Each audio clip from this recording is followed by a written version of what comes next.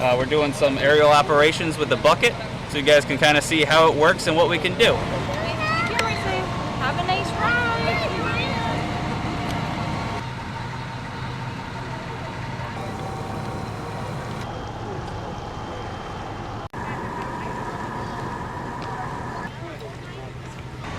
Hey, 3 feet. 2 feet. You want to get in the bucket? Okay. Let's go around the Look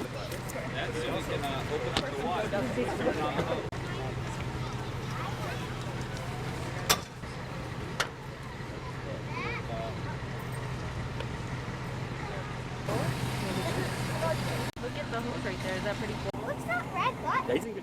That stops it. What are the buttons? Oh, grip the button. These buttons. These buttons make it go up and down, left, right, and in and out. So we can move wherever we want to. There you go, buddy. Yep, you can hop right up and take a look. Nice job. Step right up there. There you go. Let me see here. Push this one up. We got lots of compartments in here where we store extra tools. We have a saw up here in case we need to cut a hole in the roof. We have another saw for doing that. We use these to pry stuff, open doors.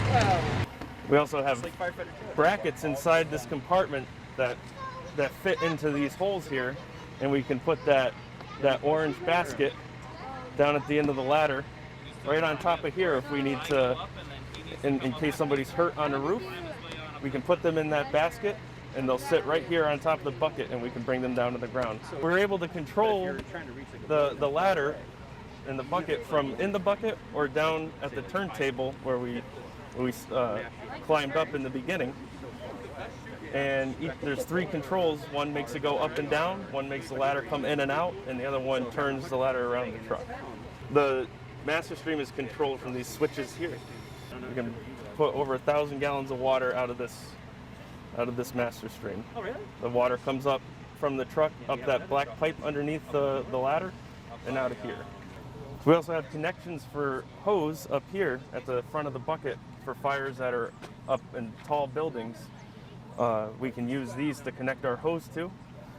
Well, first we put our bucket up to whatever floor the fire's at, maybe below the fire, and connect the hose to here, and we can run our hose through the building off this bucket and send the water just like we would for this master stream. We've been holding weekly Meet the Firefighters and demonstrations. People have been coming, they've been meeting the different firefighters and paramedics, they've been learning about calling 911 and smoke detectors, and they've been seeing the firefighters in action in their uniforms and equipment and in different apparatuses like the ladders. We thought it was a nice way for them to meet their first responders, get to know them, feel safe should they ever need to call 911 for any emergency.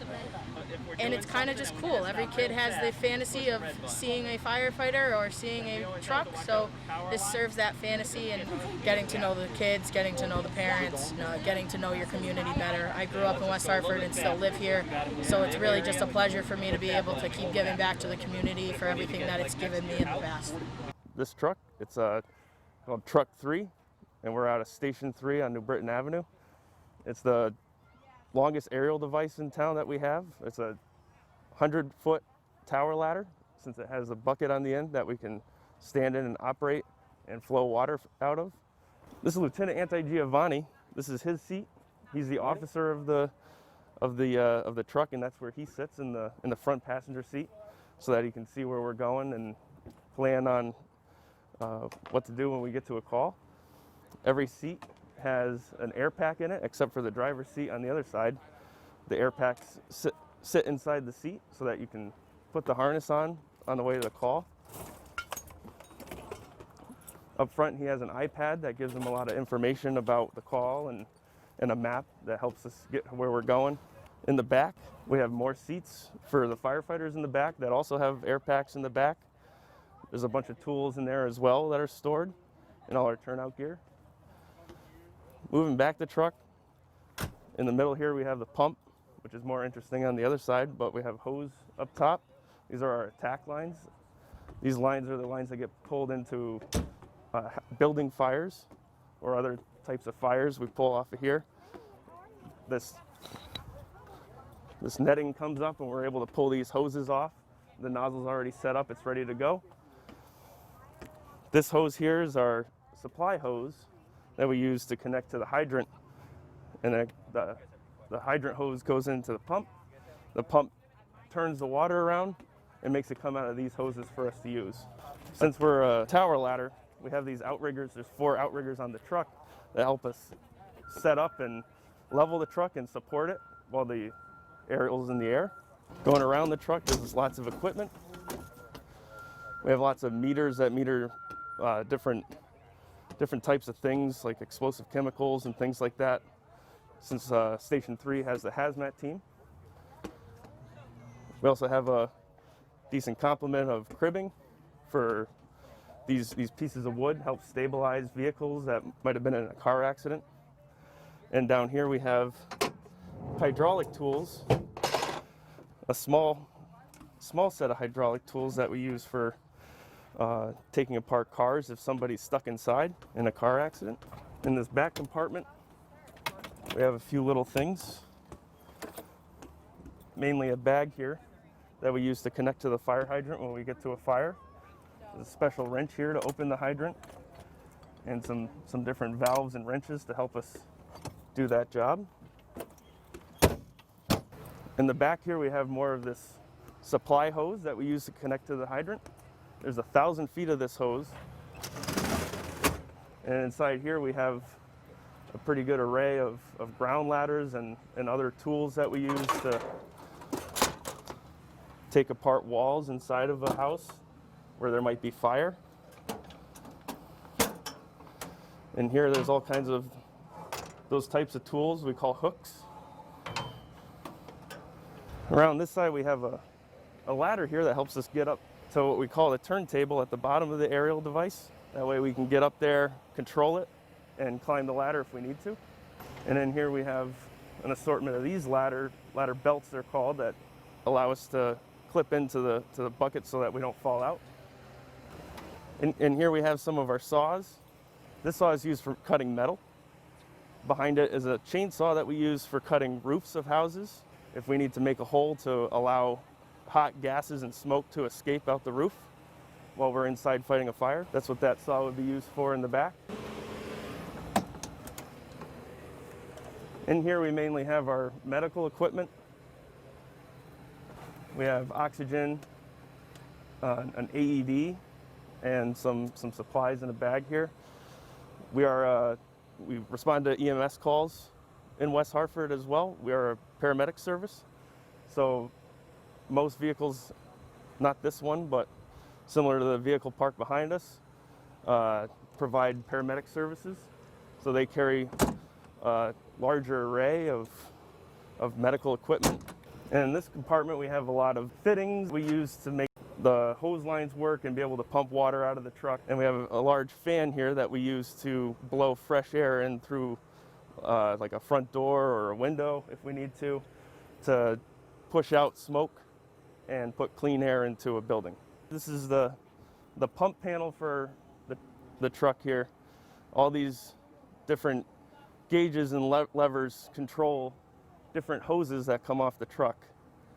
Tell us how much pressure we're putting out in the hose, and we also control the engine of the truck, which controls how much water comes out. This is one of 3 paramedic vehicles that we have in town that runs out of Station 1 on Prospect Ave.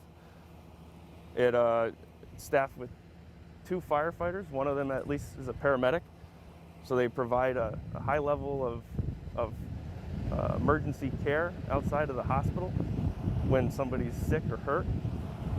And so they go to all our medical calls in town. They carry a lot of equipment, including all their firefighter gear, their turnout gear, and equipment for handling fires, as well as medical equipment for going to medical calls. There's a cardiac monitor, a heart monitor here to see how someone's heart is doing and to take their vitals, and multiple bags here with lots of medications and equipment for making people feel better. each station in town, all 5 stations have paramedics assigned as well. So because we're strategically placed in 5 different locations around the town, anybody that's hurt or ill, they're able to get a paramedic with a full complement of equipment quickly. It's always important to keep up on the preventative things, your smoke detectors, to know what to do in the event of emergency. Having a plan in place is very helpful to us.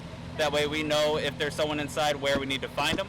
And if you can come up with a plan to get outside, it's always helpful to us, so that way we don't have to go in. Trying to get folks outside again. We're letting them know that the town's open. We're here. Obviously the fire department's 24 hours a day. Leisure Services is trying to do some things that are staying in line with social distancing and outdoor activities that are just more entertainment for the kids, things to look at, things to do. So a lot of that has kind of turned into the show and tell environment that we have here today. Thankfully, Truck 3's got a great big ladder and a platform on the front of it, so it's something really fun for the kids to kind of embrace.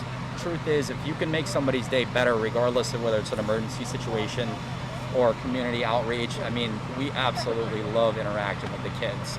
And we have missed that. Usually the firehouses, the bay doors are open, people are ringing our doorbell, they're walking in.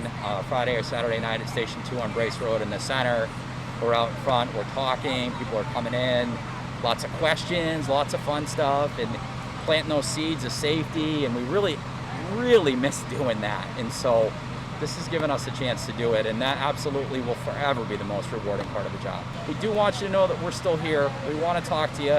If you have questions, please reach out. It's not always an emergency question, and that's fine. Give us a try first, and we can get you pointed in the right direction.